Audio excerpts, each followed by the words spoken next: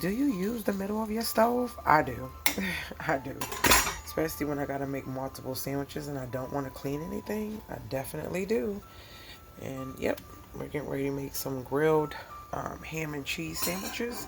About to sprinkle a little bit of mustard and put the mayo on the other side of these. I did a video several years ago about using mayo instead of butter.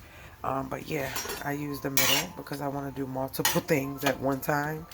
And I don't want to dirty up a pan. So yeah, we're going to use the middle of our stove. Yep. I want this to get brown. So I swapped the meat to the middle. Just because I don't want these to get too toasty before this gets brown. Quick, easy ham and cheese, grilled cheese sandwiches for dinner. That's what we're having.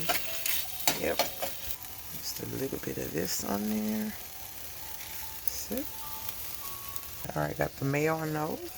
I got a little mustard on these. I'm about to put the ham in the bread. So I got mayo on both sides. And the ham is inside. And we're about to flip them. Look at that. Look at that. That cast iron ain't no joke. No joke.